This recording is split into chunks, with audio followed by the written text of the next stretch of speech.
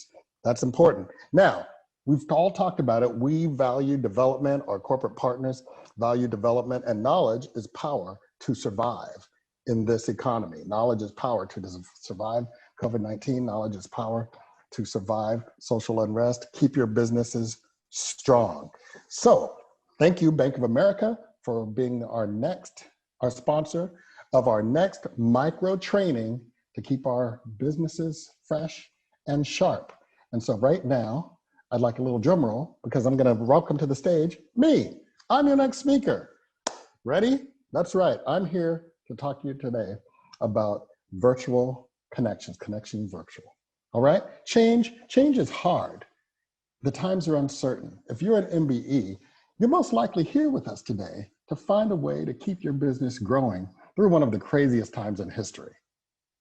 Remember before GPS mapping, when you didn't know exactly where the turn in the road was leading, how far was it ahead? Well, today's business climate is a lot like that, isn't it? We can't see what's ahead and we need a guide. And today, soft skills are crucial for us during times like this. So how do you stay in touch with clients that you can't meet with? How do you make new connections without the benefit of mixers and networking events? As many of us are discovering, the virtual environment, while it is helpful in keeping business moving, it's just not the same, is it? Well, again, today, thanks to our sponsor, Bank of America, I get to share some strategies to help you get connected and stay connected. So let's get started. First, let's talk about staying connected. My first piece of advice, be of service. Be of service. I was surprised once to hear a technology executive from one of the world's most successful firms say that their research had revealed that the most important attribute to cultivate on their teams is empathy. Empathy, a different word you could use, is caring. Employees are more likely to give a customer good service if they care about the customer's needs. People in the current environment are under tremendous stress. We are living during unprecedented times, and many of us are isolated from our family, friends, and coworkers. Many are learning to manage their jobs while learning to educate their children at home. Or they may be caring for their parents to keep them safe from being infected in a nursing facility. And all of our customers, are learning to do their jobs in a new way, just like you are. So the first question you have to ask yourself is, do I care? Just a reminder, in the next few minutes. I think we have an audio issue. Somebody's talking and not on mute. But let's go back. Do they care? Do you care? What's the purpose of staying connected? Is it to keep the revenue flowing? Do you genuinely care about what's going on with the people you do business with? Are they facing furloughs or pay cuts? Were they or a loved one impacted by the virus? What resources do they need as a person first and a customer second? Now, don't get me wrong, I'm a business person. We all need revenue. We all need to keep our customers. However, if these unprecedented times have taught us anything, it's that there's more to the world than profits, right? We need a good environment, clean environment. We need those of us who are suffering to have an equal opportunity to prosper. So ask yourself the following questions. Is my client's job secure? Are they facing furloughs or layoffs? What's their personal situation? Is everyone healthy? Do they have new responsibilities like teaching children at home or caring for elders? And do I have any resources? This is a question. Do I have any resources that might be of assistance to them? Is my relationship with my client strictly transactional? If you can't answer any of the above questions, maybe it is. Maybe that relationship is strictly transactional. And maybe your company might be the first to get cut if they're reducing the number of suppliers. These are important questions to ask because in many cases, actually I'll say in almost all cases, our customers have many options to get the services we provide. And it's rare to have anything really, truly unique. There may be no differentiator for your company, and that is when relationships become important. Companies like to do business with companies that share their values. People they trust, people they like, that's who they want to do business with. Especially, so when there's no explicit reason to choose your company over another, Ensuring that your customers understand your character is absolutely critical. I'll ask the question again. Do you actually care about those customers and their personal and business needs? You can only respond to those needs if you know what those needs are. And to find out what those needs are, you have to care enough to ask. What condition is their company in? What does their company need at this time? Does all of your outreach, when you make connection with a customer, come with a request attached to it?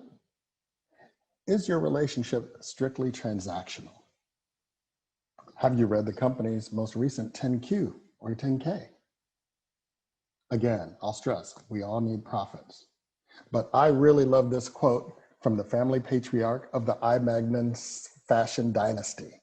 Profits are something that come as a result of serving the community. Be of service. Now let's talk about making new connections. In my opinion, cold outreach on LinkedIn or via email is ineffective. It's salesy. I find it intrusive, and it shows kind of a disrespect for my time as it fills my inbox with unsolicited inquiries to start transactional relationships. In other words, many outreach that I receive start like this. Hello, this is what I do. Would you like to buy it from me? Because I need money. That kind of outreach is selfish and one-sided. It's not about beginning a service-based, mutually beneficial relationship. That kind of outreach is more about me and my revenue stream.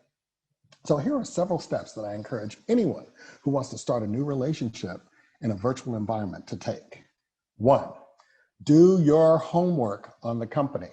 Read the 10Q, read the 10K, Google the company name for current events and current news on the company. Then you can figure out, do I have something unique to offer? 2, do your homework on the person. Find points of connection, previous employers, colleges, certificates, hobbies, even family members. Facebook and Instagram, you'll be amazed what you can learn about someone on LinkedIn, Facebook, and Instagram. Analyze their work history. Are they early career, mid-career, or late in their career? What organizations are they a member of? What charities, what board seats? Where do they volunteer? This is information that can help you establish a connection with a person that you don't already know. Remember, 3, review and utilize your network.